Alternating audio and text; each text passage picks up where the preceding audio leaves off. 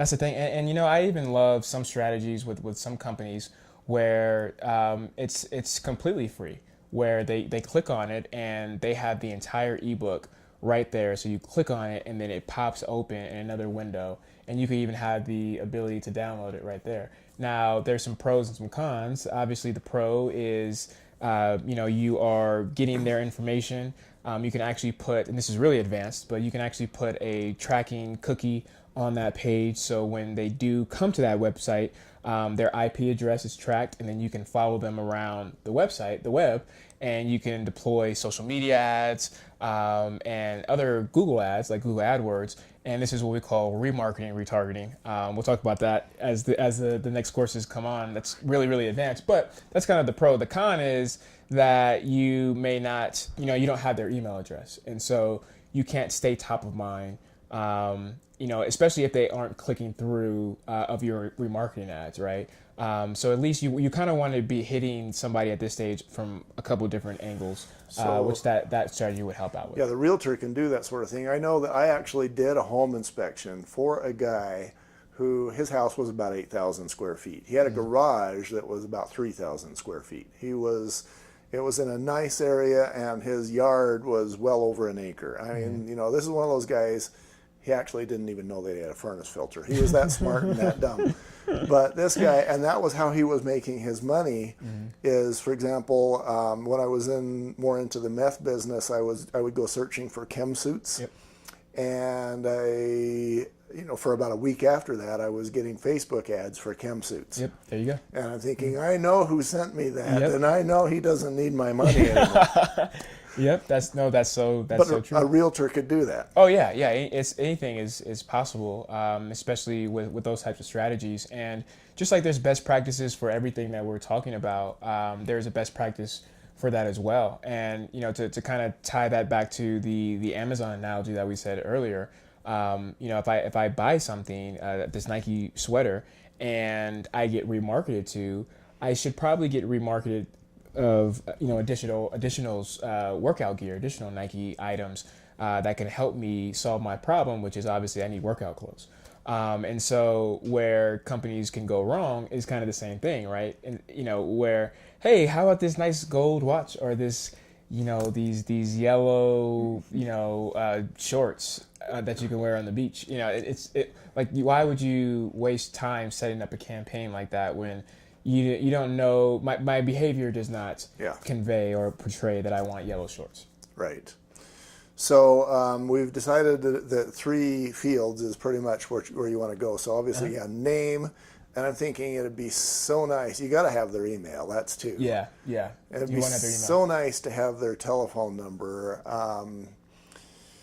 Is there another competing thing that might be perhaps more important to a realtor than the telephone number? You know what? I don't think so. I think at this stage, with what we're trying to offer and where they're at, name and email is good enough. And the reason why is we all know in this industry that a sale doesn't happen overnight, right? It could based off of the journey.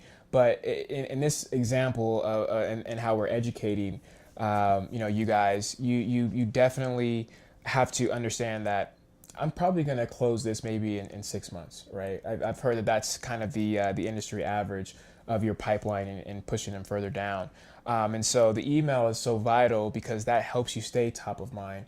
They've essentially downloaded or bought into your newsletter. And it may not necessarily be the same type of newsletter that you send out to customers that have used you in the past and that know you and have relationships with, but it's essentially a newsletter that's going to give them that information that they want. And so you can actually start creating about 5 to maybe 8, probably more with 6 months, 8 to 12 email nurtures where with certain tools and technology, you can have all of this automated, and you can have all of those emails set up and scheduled and triggered with additional content, additional links, all surrounding that topic, to where when that person emails or comes to that landing page, they give you your the email and their name, you still don't have to do anything. You can sit back and get a report and say, oh, okay, I see that,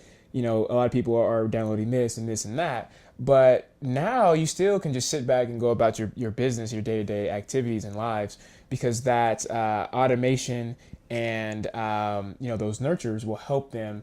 It will help you to provide them with the content that they're looking for, additional content, additional resources, and still, most importantly, stay top of mind. Okay, so here's now I'm going to request an opinion from you. I'm thinking there's a few ways to deliver that content. Let's say I've got this little ebook. Let's say it's 20 pages. I can send it to the email that they gave me, or I can just pop it up as a PDF after they give me the information. Yep. Or you can do both. You can do both. You can do both. Oh, that's a good point. Yep. So after they give you the information, boom, send them the email, and then still have it pop up. That's probably the best answer. That's probably best practice right there. The third is, you're going to tell me no on this, but I'm going to ask anyway. Okay. Is the realtor could just say, hey, give me your phone number and I'll call you, get your address, and I'll take it over to you. No, we'll see now.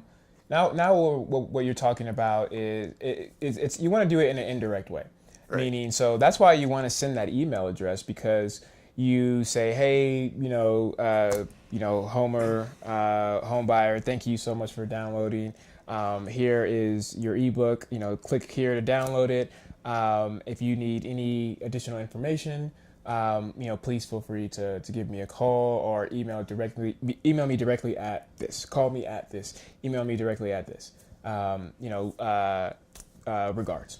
And then so now you, instead of saying, hey, call me and I'll help you get it home, you're saying, here is your resource, what you wanted, what you came through this journey, through this process initially for, and if you need some help, I'm right here. Right. That's a lot less pushy. Yeah, exactly. And so they remember that, right? It's because they read that, they love it, and then you push them. You have maybe that email nurture. You have a cadence. Maybe you set it for every 3 weeks.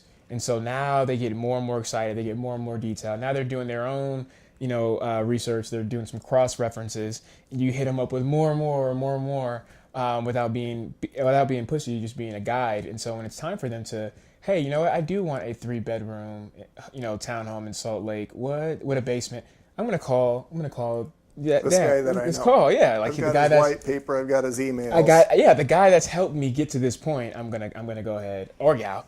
I'm going to go ahead and call. Actually, now that you mention it, I realize that Jason Christensen, who I record with, in addition to you, that's why I have that. Is he has a cadence. Yep. He sends interest rates, and so when it came time for me to find somebody who was in the mortgage business who I trusted, A, I had his phone number from his emails, and B, a guy who I trusted recommended him too. Right. So then it was done. Oh yeah, and see, and that goes back to the multi-channel methodology, right? He became your first choice, or maybe just you became aware of him and increased trust in him through a couple of different avenues, and that's exactly what the inbound methodology does, and that's the kind of to wrap it up and summarize the landing page. That's exactly what you want to do as well. You don't want them to click on that call to action, come to the landing page, and it's something completely different. They'll actually bounce off. So the best case scenarios and practices for all of your call to actions, you want to try to have about a 1 to 2% click-through rate. If 100 people are coming to that are coming to your website, that blog, you want 1 to 2% to click through. And then once they get to the landing page, you want to try to have about a 10 to 20%. I think 10% is probably about the industry average. I think you're really rocking and rolling if you can get 20%, which is a click to submission. So once you get that 1 to 2% that clicks on the call to action, you want to get that group to actually submit and download or call, whatever the call to action is. Yeah, I'm glad you mentioned those numbers because if I found out that my website was getting those kind of numbers, I think, man, I'm doing something way wrong. Right. Oh man, and again, this is what I love so much about inbound marketing and just technology and being in the digital space is that nothing is gray. It's all black and white. And if you aren't getting those numbers, and just hold yourself accountable to the industry standards as you continue to increase, obviously. Let those be your standards, but at least you have a baseline. And if they're not performing up to industry par, you're doing something wrong. Go ahead and change and figure it out and optimize and adjust and come up with something new and be creative. When you're doing outbound and you have mailers, you have billboards, maybe magazines. Well, how do you know how Right. where they're coming from? You can ask them and maybe do a survey, and if they go, I may think I saw you on, I can't remember, I saw you somewhere. You just look familiar. That would be me. Right. You don't really know.